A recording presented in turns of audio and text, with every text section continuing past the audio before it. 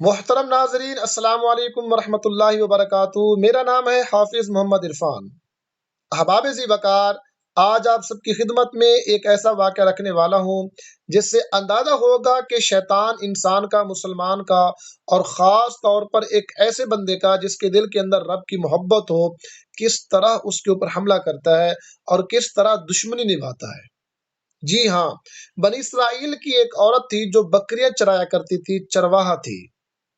احباب ذی وقار، وہ عورت بکریاں چراتے چراتے ایک ایسی جگہ پر پڑاؤ کرتی جس جگہ کے قریب ایک راہب کا، ایک عبادت گزار کا چبوترا تھا، عبادت خانہ تھا۔ وہ چرواہا عورت اس چبوترے کے قریب، عبادت خانے کے قریب جا کر پڑاؤ کرتی، قیام کرتی، آرام کرتی۔ اس چبوترے کے اندر، اس عبادت خانے کے اندر ایک راہب جو کہ انتہائی نیک دل انسان تھا، لوگوں کی نظر میں اس کا بڑا وقار تھا، لوگوں کے دلوں میں اس کا احترام تھا۔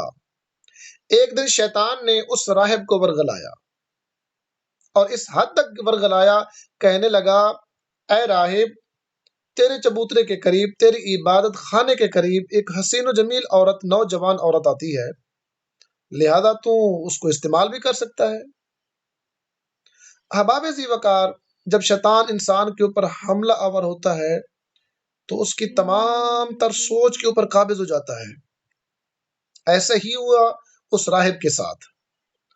اب کیا ہوا، اس راہب نے اس عورت کے ساتھ بدفعلی کر لی۔ اس بدفعلی سے اس عورت کو حمل ٹھہر گیا۔ جب حمل ٹھہرا تو شیطان نے آ کر پھر راہب کو ورغلایا، کہنے لگا، اے راہب، تو جانتا ہے لوگوں کے دلوں میں تیرا وقار ہے، تیری عزت ہے، تیرا احترام ہے۔ جب یہ عورت پیٹ لے کر معاشرے میں جائے گی، اپنے گھر میں جائے گی، لوگوں کے سامنے جائے گی، تو لوگ سوال کریں گے تو یہ عورت بتا دے گی، لہذا تو پھنس جائے گا۔ ناظرین محترم، اب اس راہب کو موت نظر آنے لگی، اپنی انسلٹ، اپنی بےزتی، اپنی عزت کا جنازہ نکلتا ہوا نظر آ رہا تھا۔ شیطان نے کہا، راستہ میں بتاتا ہوں۔ اس نے کہا، کیا؟ شیطان نے کہا کہ موقع پا کر جب دیکھ کہ تو یہ سوئی ہوئی ہے، جا کر اس کو قتل کر دے، اور فلاں جگہ، فلاں علاقے میں جا کر اس کو دفن کر دے۔ احباب ذی وقار، جب ایک گناہ ہوتا ہے تو دوسرے گناہ کا راستہ بن جاتا ہے۔ اس راہب نے کیا کیا، اس سوئی ہوئی عورت کو قتل کر دیا، ختم کر دیا، ایک جگہ جا کر میدان کے اندر اس کو دفن کر دیا۔ اب شیطان ہے، اس نے اپنے کھیل سے انکار نہیں کیا، منہ نہیں موڑا۔ اس عورت کے 4 بھائی تھے۔ ایک دن شیطان نے ان تمام بھائیوں کے خواب میں جا کر ان سب کو بتایا کہ تمہاری بہن کے ساتھ اس حد تک کام ہو گیا ہے، لہذا تمہیں پتہ بھی نہیں ہے۔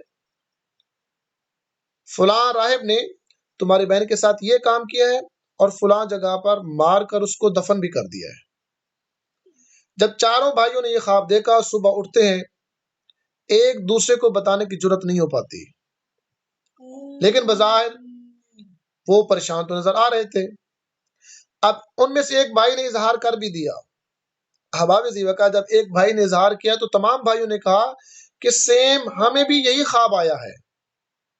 احباب ذی وقار، جب سب نے کہا کہ سب کو ایک ہی خواب ہے تو یقیناً یہ سچا ہے۔